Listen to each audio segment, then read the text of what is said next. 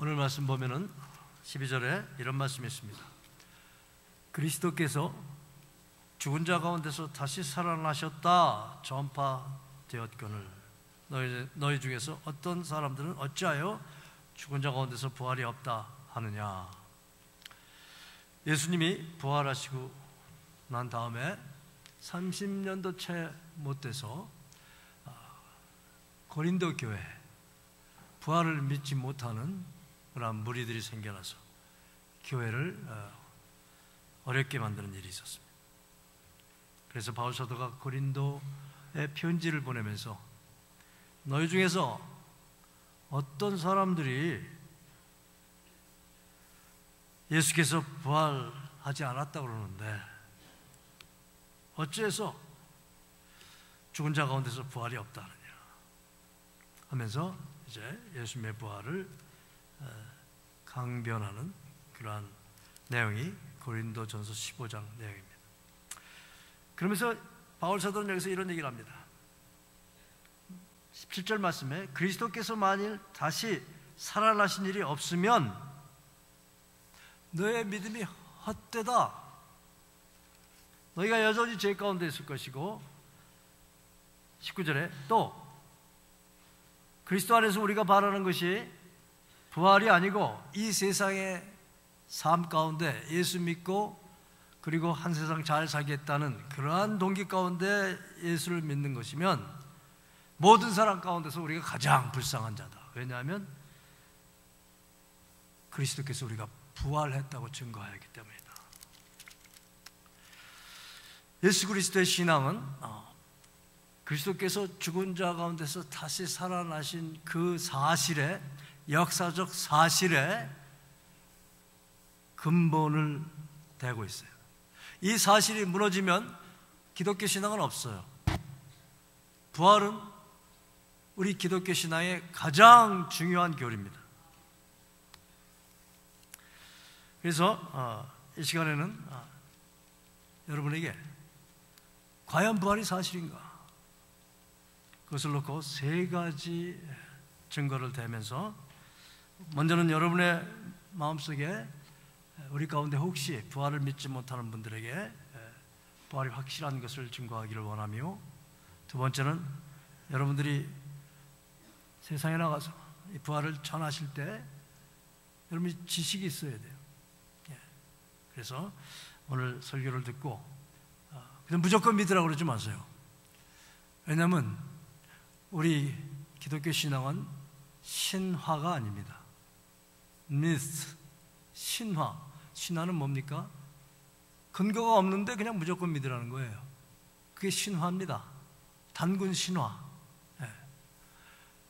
그리스 신화, 이런 것들이 다 그런 역사적 사실이 없는데 무조건 믿으라는 거예요.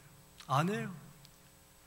우리 기독교 신앙은 인류가 살고 있는 시공간 안에, 즉 역사 안에 하나님이 사람이 되셔서 내려오셔서 사시고 가르치시고 죽으시고 부활하신 것을, 그 역사적 사실을 기초로 해서, 그 기초가 없으면 기독교 신앙은 쓰러집니다. 그래서 여러분이 오늘 부활절을 맞이하시면서 과연 부활이 역사적 사실인가, 이것을 아셔야 돼요. 그리고 사실이면 이미 믿은 분들은 확신을 더 깊게 가지시고 정말 담대히, 아까 우리 동영상에서 보셨듯이 죽음이 두렵지 않아요. 사자가 덤비는 것이 두렵지 않아요. 불이 나를 삼키는 것이 두렵지 않아요. 그러한 믿음을 가진 사람들이 이렇게 믿었기 때문에 이 기독교가 오늘날 저와 여러분에게 전도가 돼서 이렇게 우리가 그 복음의 혜택을 누리고 있는 것입니다. 그렇게 사시기를 바랍니다. 그리고 아직 부활에 대한 확신이 없으신 분들은 오늘 제 설교를 들으시고 좀 진중히 생각해 보세요. 좀 이 증거들을 보시고 이 증거에 의존해서 여러분이 판단하세요. 제발 좀 무조건 치료하지 마시고 무조건 안 믿으려고 작정하지 마시고 그렇게 하시는 귀한 시간이 되길 바랍니다. 부활에 증거가 있느냐? 그렇게 대답을 합니다. 예수님이 부활하셨다. 증거대라. 증인되라. 그게 역사적 사실을 증명하는 데 가장 좋은 질문이죠. 증거대라. 네, 제가 대겠습니다. 증거는 신약성경 전체가 증거입니다. 또 저 얘기한다. 아니에요? 신약성경은요, 윤리도덕 책이 아닙니다. 윤리도덕을, 물론 그 요소가 있습니다. 그러나 철학책도 아니고 윤리책도 아니고 도덕책도 아니고 신약성경은 처음부터 끝까지 이 인류의 시공간 안에 하나님이 사람의 몸을 쓰고 오셨다가 죽으시고 다시 사신 그 사적을, 역사적인 사실을 가만히 있을 수가 없어서 그 사실을 목격하고 증인된 사람들이 너무 기뻐서, 예수님이 부활하고서 너무 기뻐서, 정신이 없을 정도로 기뻐서, 요한복음 21장에는 오버조이드 그런 얘기가 나옵니다. 너무 기쁜 거예요.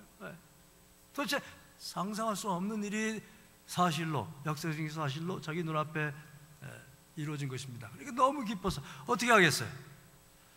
펜을 둘 수밖에 없어요.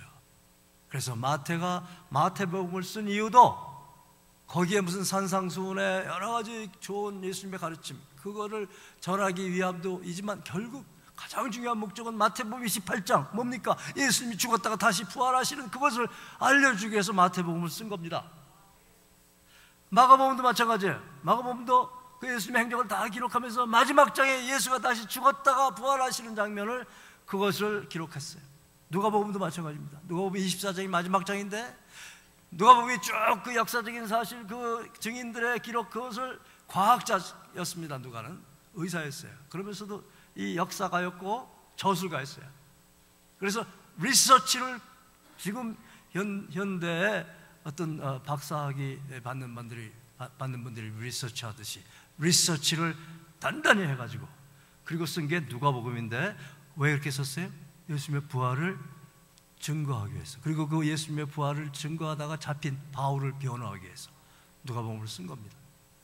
요한복음도 마찬가지입니다. 요한복음도 사도 요한이 이제 마태, 마가, 누가가 예수님의 부활에 대해서 자세히 썼어요. 그래서 자기가 쓸 필요가 없다고 생각했었는지 안 썼습니다. 그러다가 사도 요한만이 유일하게 순교당하지 않았어요. 물론 이제 반모섬이란데 유배를 가고 그리고 말할 수 없는 박해를 받은 것은 사실입니다. 그러나 저가 80세가 넘어서 90세에 가까울 때 이제 자기가 이 세상을 떠날 때가 가까운 줄 알고, 그런데 보니까 벌써 예수님이 돌아가시고 한 50년이 흘렀으니까 부활신앙들이 흐려지기 시작한 걸 봤어요. 그래서 다시 펜을 든 것이 요한복음입니다. 요한복음은 어느 책보다도 이 예수님의 부활과 그에 따른 영생에 대한 얘기가 아주 자세히 first hand witness로서, eye witness로서 그렇게 기록이 되어 있어요. 사도행전은 뭡니까? 사도행전은요, 예수님의 부활을 보고 그리고 그것을 가만히 있을 수가 없어서 나가서 전도하던 사도들의 행적, 그것을 기록한 게 사도행전이에요. 사도행전의 주제는 뭡니까? 너희들이 오늘날 보는 이 모든 기적과 이사와 능력은 예수 그리스도께서 죽었다가 다시 살아났기 때문이다. 우리가 이 모든 일의 증인이로다. 그러면서 바울 사도가 사도행전 2장 32절에서 이 예수를 하나님이 살리신지라 우리가 다 이 일의 증인이로다 하는 이것이 사도행전의 주제구절이에요. 그래서 이 주제구를 중심으로 해서 예수님의 수제자였던 베드로와 그 제자들, 그리고 베드로의 바톤을 이어서 사도 바울이, 아주 공부 많이 한 사도 바울이, 유대 율법학자인 사도 바울이, 그 시대의 모든 철학과 종교와 이런 것에 대한 지식이 박식한 사도 바울이, 그래서 예수가 부활했다는 것을 믿지 못하고 예수 믿는 사람을 핍박하면서 죽이려고 다메섹에 가다가 부활하신 예수를 만난 사도 바울이, 그것이 너무나 역사적인 사실이기 때문에, 진리이기 때문에 가만히 있을 수가 없어서 자기 생명을 내걸고 부활을 전한 기록이 사도행전이에요. 그리고 나머지 신약성경의 나머지 부분들은 다 예수님의 십자가 부활을 중심으로 해서 일어나는 모든 교회 생활이라든지 또 성도의 신앙생활이라든지 그런 것을 기록한 책들이에요. 그러니까 신약성경 자체가 부활을 어떻게 믿어? 증거돼 할 때 가장 큰 증거가 이 신약성경이에요. 이 신약성경. 그럼 이렇게 얘기하면 이제 그렇게 질문하는 사람이 있습니다. 그렇게 주장한다고 그게 믿어져요? 그 신약 성경이 역사적인 신빙성이 있습니까? 이렇게 질문들을 해요. 믿을 수 있냐 이거죠. 역사적인 신빙성을 증명한다고 하면은요, 지금 이제 인본주의가 하도 횡행을 해서 또 학문이 많이 발달을 해서 모든 것을 역사적으로 어떤 문서가 이 문서가 사실이냐 아니냐를 증명할 때 세 가지 테스트를 반드시 합니다. 이것은 이제 고고학자라든지 또 역사학자라든지 사회학자라든지 법률가라든지 이런 사람들은 반드시 배우는 그러한 이론입니다. 세 가지 증거가 확실해야 돼요. 그게 뭐냐? 첫째, 그 역사적인 사실을 증거하는 글, 그것이 얼마나 많으냐? 그 사본이 그 기록, 그 글을 기록한 기록 문서가 얼마나 많으냐? 그 중요하죠. 뭐 지금처럼 뭐 비디오를 찍고 뭐 아이폰 갖고 다니면서 갤럭시 폰이죠. 뭐 그런 거 가지고 다니면서 사진 찍고 그런 때가 아니에요. 그러니까 어떤 역사적인 사건이 일어났으면 그것을 보고 이 글로 써야 됩니다. 옛날엔 다 그랬어요. 그래서 그 글로 쓴 그 남은 그러한 글의 책들이죠. 지금 말하면 책인데 사실은 이제 사본들입니다. 매뉴스크립트라고 그래요. 책이 그 당시에 없었으니까 그래서 쓴 이렇게 그 종이들, 그것을 매뉴스크립트라고 합니다. 사본이라고 그래요. 그런 것들이 얼마나 많으냐. 이것이 굉장히 중요합니다. 역사학자들한테는. 어떤 역사를 증명할 때 그 역사가 일어난 것을 기록한 문서들이 얼마나 많으냐. 이거 굉장히 중요한 거예요. 아시겠어요? 이해가 되세요? 끄떡끄떡하세요. 그렇게들 증명하고 있으니까. 두 번째는, 그러면 그 문서가 어떤 역사적 사건이 일어났다고 주장하는 문서가, 즉 우리 경우에 예수님이 죽었다가 다시 살아나셨다고 주장하는 문서, 즉 신약 성경이 얼마나 그 내적으로 그것을 뒷받침할 진정성이 있느냐 없느냐, 이걸 따지는 거예요. 예를 들면 여러분이 이제 뉴욕타임스가 여기 있습니다. 그리고 이 옆에 타블로이드가 있어요. 내셔널 인콰이러. 우리말로 이거 어떻게 하냐? 우리 언론 중에서 제일 그 공신력이 있는 언론이 뭐예요? 우리나라 언론은 좀 공신력이 없어요. 이게 문제야. 다 이념이 치우쳐가지고 같은 사건을 놓고도 조선일보에서 보도하는 게 다르고 한겨레 신문에서 보도하는 게 달라요. 미국도 마찬가지지만, 그러나 미국에서는 적어도 뉴욕타임스나 월스트리트 저널, 이것들은요 굉장히 공신력이 있습니다. 한쪽은 보수 진영을 대표하는 신문이고 한쪽은 자유적인 진영을 대표하는 신문이지만, 그러나 어떤 그 객관적인 기준을 놓고 볼 때 그 객관적인 사실을 철저히 검증해서, 그래서 그것이 사실이 아닐 때는 사실이 아닌 걸로, 사실일 때는 사실인 걸로 기사를 쓰려고 아주 애를 쓰는 신문입니다. 그래서 세계적으로 공신력이 있는 신문들이에요. 그런데 이쪽에는 주간한국, 뭐 여성동화, 뭐 내셔널 인콰이러, 그런 게 있어요. 그럼 여러분이 두 개를 놓고 읽어보세요. 이렇게 보면 금방 알죠. 뭐뭐하더라, 뭐 이렇더더라, 뭐 그러면서 뭐 사실인 것도 있고 또 거짓말도 많고, 그렇죠. 이거는. 근데 이 뉴욕 타임스나 워싱턴은 그 내적인 증거들이 이게 진정성이 있는 거예요. 그러니까 사람들이 이제 그것을 많이들 구독하고 믿는 거죠. 마찬가지예요. 신약 성경에서 예수님의 부활을 증거하는 내적 증거를 대라, 그걸 검토하는 거예요. 그런데 결론부터 말씀드리면, 지난 2000년 동안 예수를 반대하는 역사학자들, 똑똑한 사람들, 철학자들, 법률가들이 얼마나 이 신약 성경의 진정성을 파헤치고 들었는 줄 아세요? 그들의 결론은 뭐냐 하면 한결같이 이들한테는 예수님이 부활했다, 틀림없다, 그렇게 결론을 낼 수밖에 없어요. 그만큼 진정성이 너무나 분명한 거예요. 조금 이따 제가 여러분들에게 보여드릴게요. 이게 대표적인 예를. 그러나 여러분이 잘 아시는 벤 허를 쓴 제너럴 워러 스트리트, 벤 허라는 소설을 쓴, 그 영화화된 게 벤 허라는 영화입니다. 그 사람이 미 육군 대령이었는데 기독교에 굉장히 크리틱했어요. 크리틱 비판가했어요.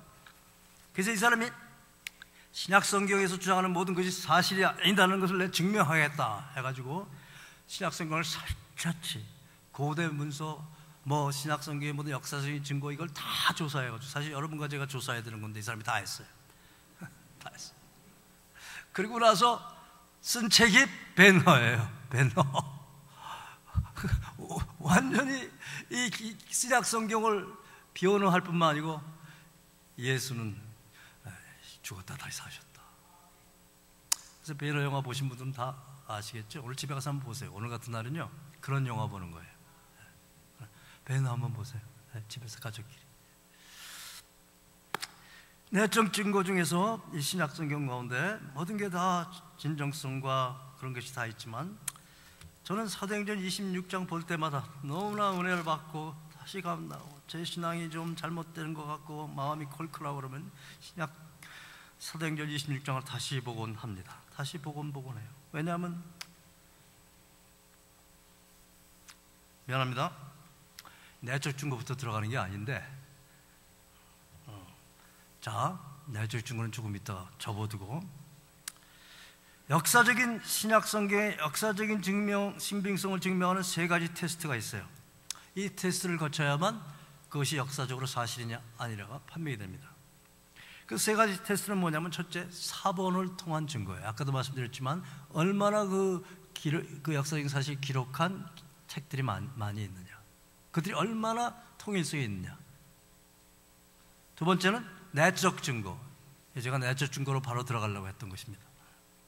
셋째는 외적 증거.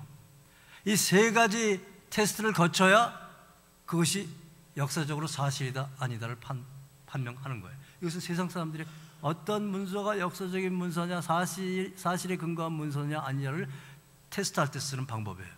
그것을 지금 동원해서 이 신약 성경을 검토해 보자는 겁니다, 제가. 그럼 먼저 사본을 통한 증거, 그것을 가지고 한번 얘기를 해보죠. 자, 여러분 저 스크린을 보세요.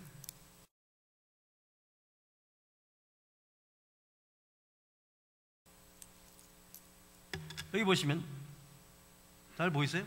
좀 불 좀 내려주세요. 여기 보면요, 시저가 역사적인 인물입니까 아닙니까? 시저 아니라고 하는 사람은 You are out of this world. 미친 사람이에요. 아니면 정말 무식하시든지. 근데 시저가 남겨놓은 문서가요, 이게 대개 100년에서 44년 이러한 때 쓰여진 것들이 많은데, 제일 오래된 사본이 남아있는 것이 AD 900년 전에 그 카피한 사본이 남아있는데 그게 제일 오래된 거예요. 근데 지금 그 카피가 10개뿐이 없어요. 10개. 물론 시저가 살아서 로마 제국의 엠파이어가 됐던 외적인 증거들이 또 많죠. 그걸 따지는 게 아니고 지금 사본을 가지고 얘기하는 겁니다. 사본만 가지고. 그 다음에 이분들이 다 그 당시 고대 살았던 모든 철학자, 시인, 뭐 아주 유명한 역사가 이런 사람들입니다. 그 사람들이 글을 많이 남겼어요. 그래서 플라톤이 여기 나옵니다. 플라톤은 이때 살았는데, 여기 살았는데, 이 사람이 남겨놓은 그 카피가 7배, 현재 우리 수중에 우리가 지금 갖고 있는 인류의 박물관에서 지금 세계에서 전 세계적으로 갖고 있는 사본 남은 게 7개뿐이 없어요. 7개. 그리고 제일 오래된 카피가 AD 900년에 만들어진 거예요. 그게 약 1200년의 공백 기간이 있는 거예요. 그런데도 사람들은 플라톤이 뭘 썼다 그러면 다 믿어요. 왜냐하면 역사적인 사실이니까. 자, 이분들도 다 하나하나 다 그런 분들인데, 우리 다음으로 넘어갑시다.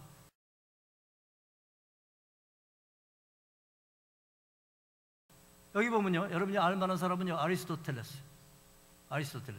이 사람은 BC 384년, 322년에 살았던 사람인데, 이 사람이 쓴, 또 이 사람에 관련돼서 사본이 지금 5개뿐이 안 남았어요. 5개. 제일 오래된 건 AD 1100년에 쓴 거예요. 그런데 아리스토텔레스가 존재한 역사적인 인물입니까 아닙니까? 말해보세요. 역사적인 인물이에요 아니에요? Come on.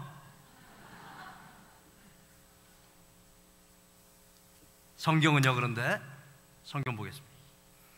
신약의 사본은 그럼 어떻게 된 거냐? 신약의 사본은요, 헬라어, 그리스 말로 쓴 사본이, 이것은 AD 1세기부터 있어요. 사본이 20세기에 발견된 사본인데 요한복음 21장을 기록한 파편이에요. 파피러스에 기록된 거예요. 예수의 부활을 증거한 파편이에요. 그게 과학자들이 연대를, 예수 믿는 사람들이 아니고 소위 과학자들이, 고고학자들이 연대를 계산하니까 AD 1세기에 1세기. 그거부터 시작해가지고 지금 우리 인류의 수중에 있는 신약성경의 사본이 5,000개예요. 5,000개. 약 5,000개. 비교가 됩니까? 근데 헬라어 사본은 그렇다 치고 또 시리아 말로 쓴 아람어로 쓴 그런 사본들이 있어요. 그건 3,000개. 3,000개. 신약 성경을 기록한 사본을 얘기하는 거예요. 그래서 AD 2세기경부터 쓰여진 게 발견이 돼요. 그 다음에 라틴어로 된 사본이 있습니다. 라틴어는 이제 로마 말이었는데 지금은 사어지만요. 로마 사람들이 기독교를 받아들일 때가 AD 4세기 300년대 AD 300년 들어서부터 본격적으로 로마 제국의 기독교가 아주 중심 종교로 자리 잡았습니다. 이 라틴어 사본이 AD 4세기경부터 된 사본이 약 8,000개가 지금 있어요. 그리고 대부분은 지금 바티칸에 있습니다. 로마 경제인 바티칸에 보물처럼 보관되어 있어요. 보물이죠. 이거 왜 AD 325년에 니케안 종교회의라는 아주 유명한 종교회의가 있었습니다. 아이리아니즘에 대한 그런 판결을 내리는 종교회의인데, 그때까지 초대교부들의 글에 많은 이 초대 예수님 믿고 이제 제자들이, 사도들은 다 순교당하고 그 위에 예수님 믿은 초대교회 지도자들을 초대교부라고 합니다. 이분들 중에 대표적인 사람이 어거스틴, 성 어거스틴, 이런 사람들. 뭐 제로민 여기도 나왔었죠 아까. 뭐 터툴리아니, 뭐 그런 모든 교부들이 서로 글을 많이 썼어요. 아주 이 사람들이 글을 아주 학자들이 많았어요. 이 사람들이 쓴, 그러면서 거기에 신약 성경을 인용한 글이 굉장히 많아요. 그 신약 성경을 인용한 그 신약 성경의 성경 구절이 포함된 문서가 자그마치 몇 개가 현재 남아 있냐면 32,000개. 32,000개. 그게 32,000개가 AD 325년까지만 너무 많아서, 그 위에 너무 많아서 AD 325년을 기점으로 해서 끊어서 계산해 보니까 예수의 죽으심과 부활을 증거한 사본이 3만, 사본이 아니고 그 신약 성경의 말씀을 인용한 초대 교부들의 글, 이것이 32,000개가 있는 거예요. 역사성을 증명해요? 공부 좀 하세요. 공부 좀. 그런 질문 못 하세요. 여러분, 조금 전에 우리 동영상 보면서, 그건 외적인 증거기도 하지만 컬러시움이 나옵니다. 로마에 가보셨어요?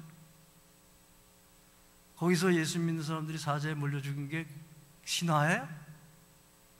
아니요, 실제로 거기서 물려 죽었어요. 기록이, 성경의 기록이 얼마나 많은지 모르겠어요. 화형당했어요. 네로가 미쳐가지고 그리스도인들이 로마 불질렀다 그래서 화형시켜놓고 어떤 짓까지 했는 줄 아세요? 자기 궁정에 밤에 횃불로 사용했어요. 십자가를 박아놓고 거기다가 그리스도를 죽여놓고 불을 질러놓고 자기 궁정에 횃불로 사용했다고요. 성경에 있는 기록이 아니고 로마의 역사가들이 기록한 기록이에요.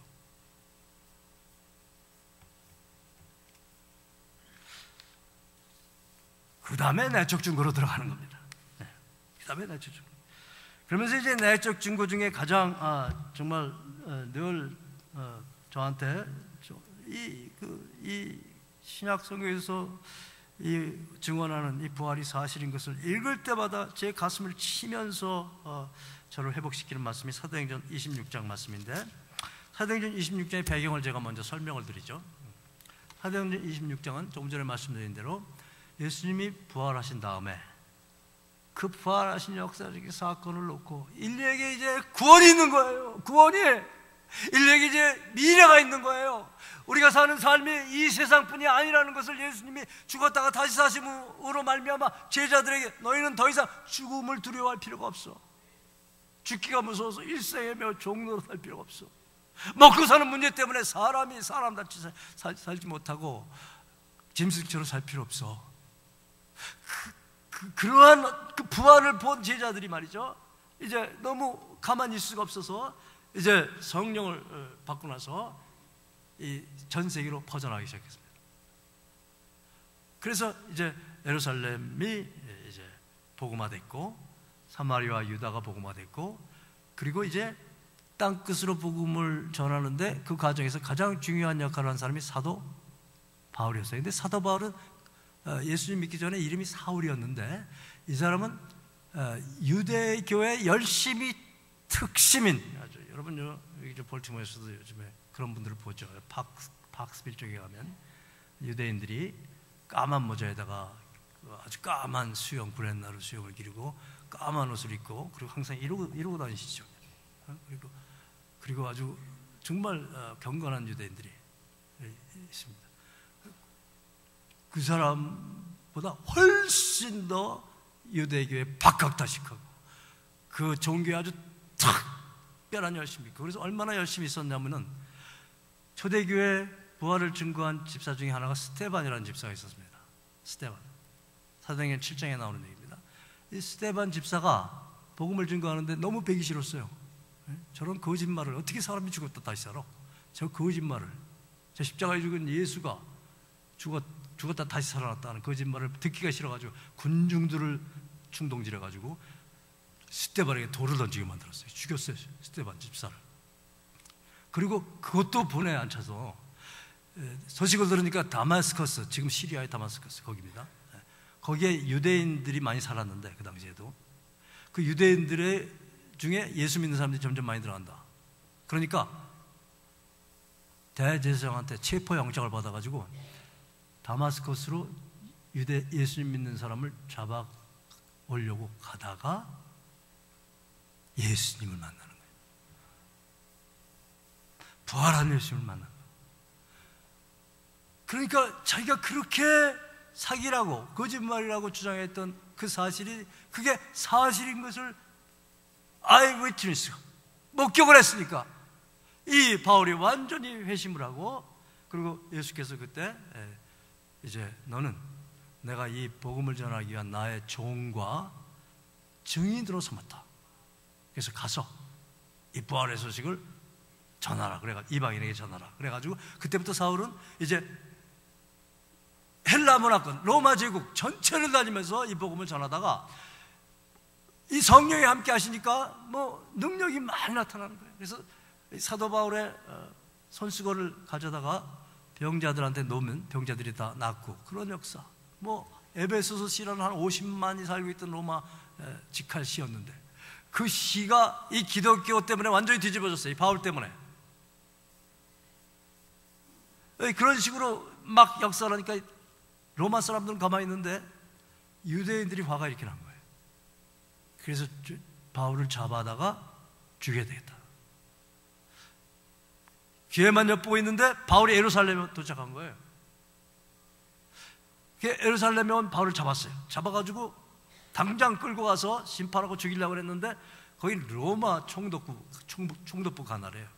그래서 로마의 그 천부장이 쫓아가가지고 소란이 막 일어나니까 쫓아가가지고 보니까 한 사람을 놓고 막 유대인들이 죽이려고 그런 거예요. 그래서 들어가서 구출하죠. 구출하고 이제 로마 법은 모든 죄인은 재판을 받게 돼 있어요. 그래가지고 이 재판을 해야 되는데, 이 유대인들은 재판하면 종교적인 일이기 때문에 바울을 분명히 로마 사람들이 풀어놓을 거다. 그러니까 어떻게 해서든 죽여야 된다. 그래가지고 그 낌새를 알아챈 천부장이 예루살렘에서 바울을 가이사라, 지금 텔아비브 쪽에 있는 그 지중해 연안 총독 관저가 있는 글로 보냅니다. 총독이 그 죄인을 받아놓고 총독도 고민해. 이거 풀어주자니 유대인들이 그냥 길길이 뛰니까, 자기의 정치 대상자들이 유대인들인데 길길이 뛰잖아. 그렇다고 놓아줄 수도 없고, 그렇다고 또 놓아주자니 죄를 정죄하자니 로마 법에 이 종교적인 행위로 이 사람을 죽일 수 있는 법이 없어요. 그러니까 무조건 그냥 가둬놓은 거예요. 한번 재판을 했지만 가둬놓은 거예요. 그러다가 이제 한 2년 정도 가둬놨는데, 이 베스도 총독이라는 사람이 실제 역사적인 인물입니다. 이 참 골치 아파요. 이걸 어떻게 해? 어떻게 해? 근데 마침 로마 클라우디우스 황제로부터 이 갈릴리 지방, 중동 지방의 어떤 조그만 영토를 다스리라는 명령을 받은 헤롯 대왕의 증손자 아그리파 2세가 자기 동서예요. 동서니까 부임하는 임지로 가다가 이 가이사랴에 들렸어요. 그게 베스도 총독이 잘 됐다. 이제 좀 재판 좀 해보자. 그래가지고 어떻게 좀 처리해야 되니까. 그래가지고 이제 아그리파 사진 좀 보여주세요. 역사성을 의심하는 사람들을 위해서 제가. 그 아그리파 2세가 반유대인이에요. 그리고 유대 문화와 종교와 전통, 그리고 유대교를 믿는 사람이었어요. 이 사람이 있으니까 이제 베스도가 이 아그리파 왕을 데려다가 같이 재판석에 앉은 거예요. 그리고 이제 바울을 끌어왔습니다. 바울은 이제 피고예요. 죄수예요, 죄수. 여러분 재판장에 가보셨어요? 저 한번 가봤어요. 판사 앞에 서봤어요. 전 서봤어요. 증인으로. 그런데 그 판사들 아주 무섭대요. 뭐 가운 딱 입고 말이죠. 재판석에 딱 앉아가지고 한마디 하면요 다들 일어나고 앉고 뭐 그 권위와 그 추상 같은 그 말의 권위 아주 무섭더라고요. 저는 처음에 들어가서 주눅이 들었어요. 난 목사인데 하나님만 두려워할 사람인데 저 판사가 두렵단 말이죠. 근데 나 이러면 안 되지 하고 기도했어요. 그랬더니 다시 다음 되지더라고요. 하물며 이 바울은 지금 이 베스도 총독과 이 아그리파 2세가 이 재판에서 너 죄 있어 그러면 죽는 판이에요. 그런데 오늘 사도행전 26장에 좀 보십시다. 신약의 233페이지에 바울이 피고가 죄수가 26장 8절에 대뜸 하는 말이 이 얘기를 합니다. 이제 피고로 섰어요. 8절에 뭐라고 얘기하냐면 당신들은 요하나 뭐 그렇게 했을 거예요. 여긴 당신들로 번역했지만 당신들은 하나님이 죽은 사람을 살리심을 어찌하여 못 믿을 것으로 여기시나이까? 이거부터 시작하는 거예요. 나도 그랬다. 바울이 나도 그랬다. 그러면서 이제 자기가 목격한 다시 사신 예수님을 얘기하는 거예요. 그래서 내가 나처럼 이런 것들이 하나님께 의롭게 보일 줄 생각하고, 그리고 대제사장한테 권한을 받아가지고 성도를 옥에 가두며 또 죽일 때 내가 찬성 투표를 하였고, 스데반 얘기를 하는 겁니다. 또 모든 회당에서 여러 번 형벌하여 강제로 모독하는 말을 하게 하고, 예수 믿는 유대인들한테. 그리고 그들에게 심히 격분해서 외국 성에까지 가서 박해하였고, 그 일로 대제사장들의 권한과 위임을 받고 다메섹으로 갔나이다. 왕이요, 아그리파 왕이요. 그런데 정오가 되어 길에서 보니 하늘로부터 해보다 더 밝은 빛이 나와 내 동행들을 둘러 비추는지라. 부활하신 예수님이 나타난 거예요. 우리가 다 땅에 엎드려지며 내가 소리를 들었는데 히브리 말로 부활하신 예수님이 사울아 사울아 내가 어찌하여 나를 박해하느냐, 가시체를 뒷바지라기가 되게 고생이라. 이게 무슨 얘기냐면요, 진리가 아니라고 하는 게 얼마나 고생스러워요. 네? 얼마나 고통스러워요. 이 신약 성경에서 증거하는 부활의 역사적인 사실이라는 것을 아니라고 증거하려고 했던 모든 사람이 다 2000년 동안 그것을 하다가 다 나가 떨어졌는데 아직도 현대인들은 가시체를 뒷바지라고 있다고요. 증거를 대라 이거예요. 여기 있어요. 여기 증거가 있어요. 안 믿는 거죠. 안 믿는 거. 못 믿는 게 아니고 안 믿기로 작정하니까 이런 것들이 역사적인 증거대로 여기 있어요. 여기.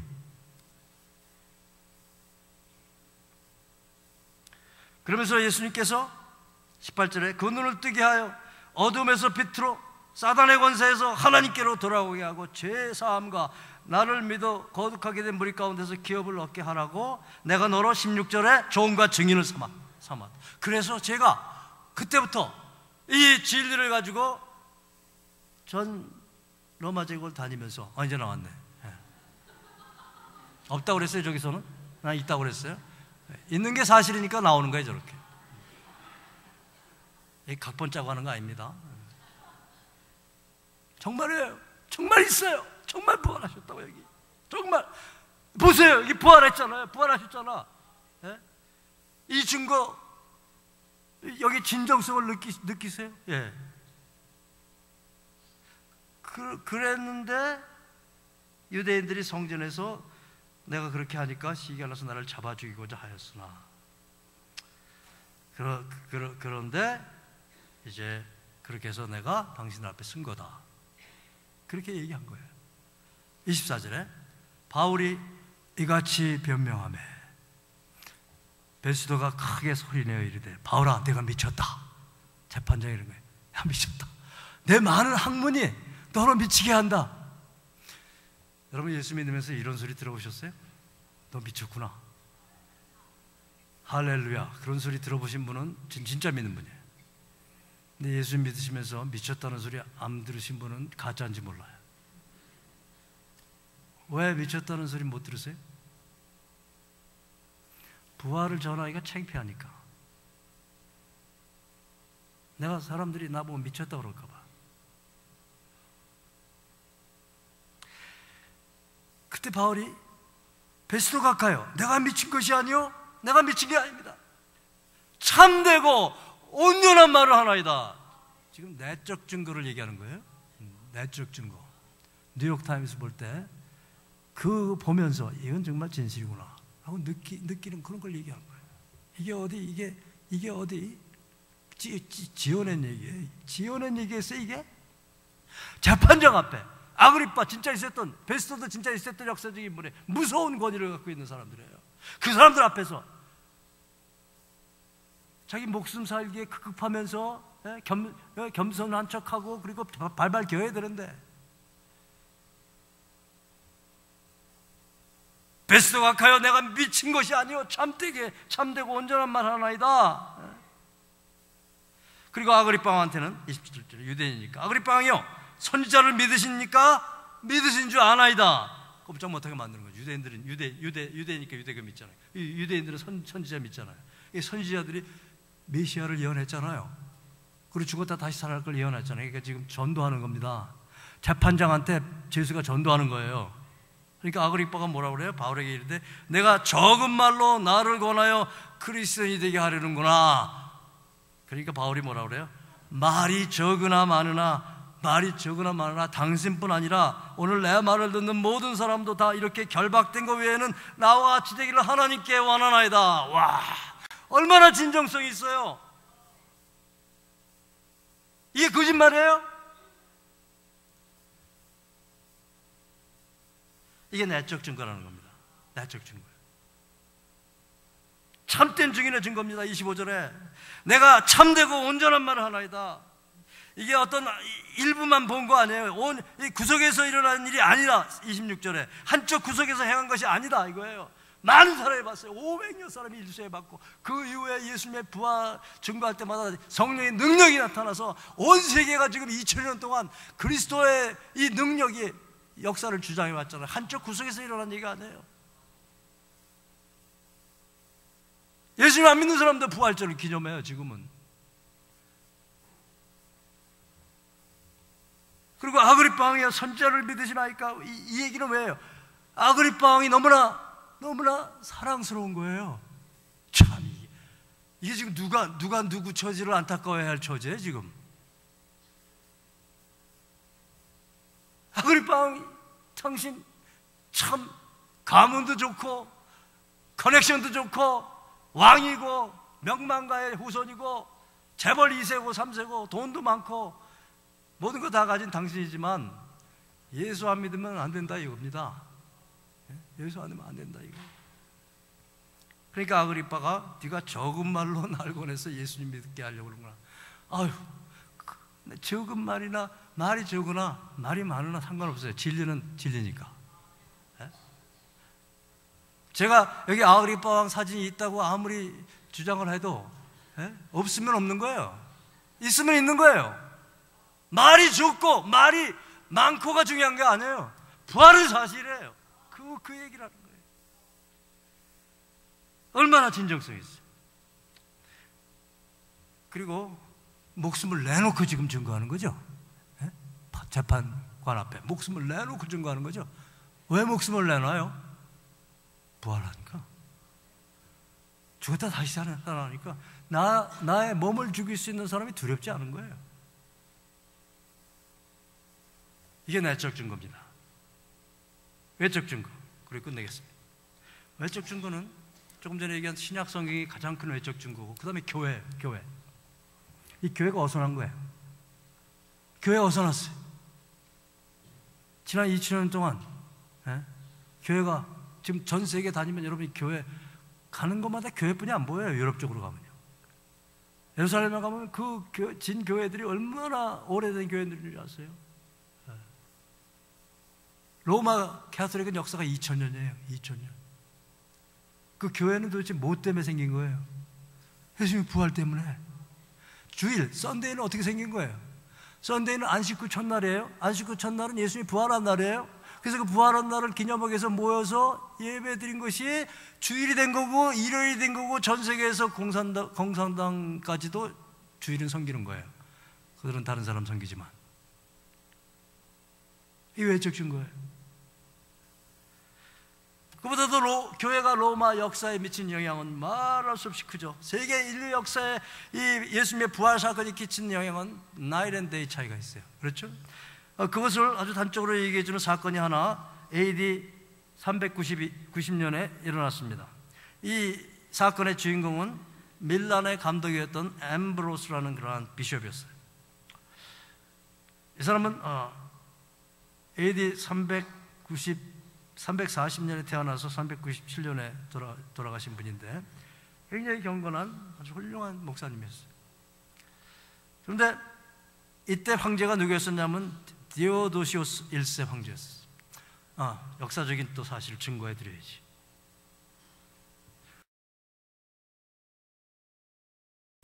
이분이 비숍 앰브로스 감독이. 이거 모자이크인데요.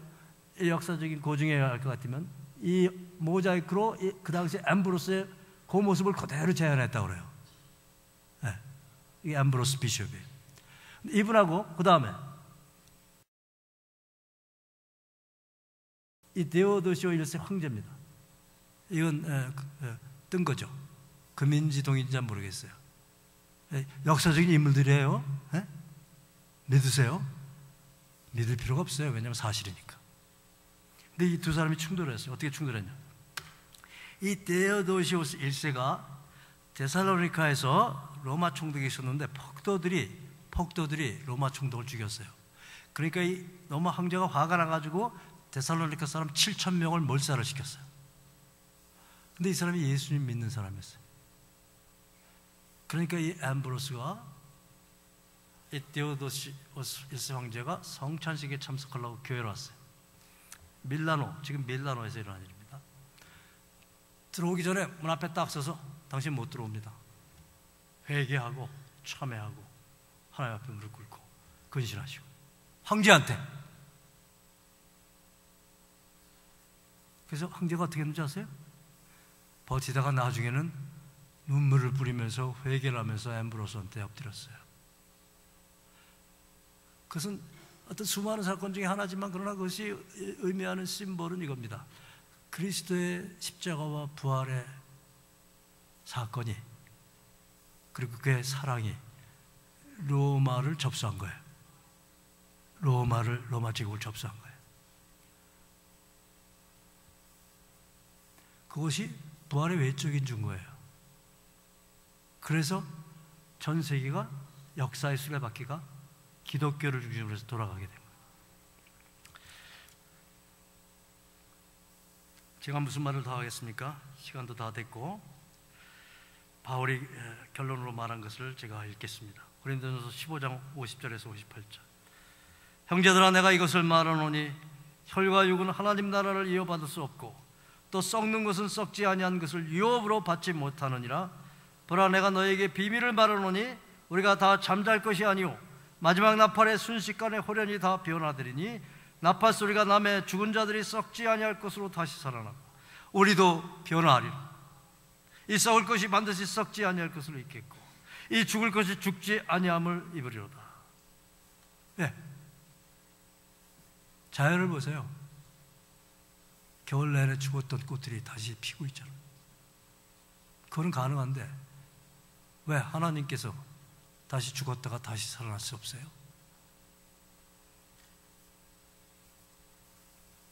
이 썩을 것이 썩지 아니함을 입고 이 죽을 것이 죽지 아니함을 입은 때에는 사망을 삼키고 이기리라고 기록된 말씀이 이루어지리라. 사망아 너의 쏘는 것이 어디 있느냐? 사망아 내가 쏘는 것이 어디 있느냐? 사망에 쏘는 것은 죄요 죄의 권능은 율법이니라. 우리 주 예수 그리스도로 말미암아 우리에게 승리를 주시는 하나님께 감사하노니. 결론입니다. 그러므로 내 사랑하는 형제들아, 제 얘기로 듣지 마시고 성령이 여러분에게 주시는 말씀으로 들으시길 바랍니다. 견고하고 흔들리지 말고 항상 주의 일에 힘쓰는 자들이 되라. 이는 너의 수고가 주 안에서 헛되지 않은 줄 알미기.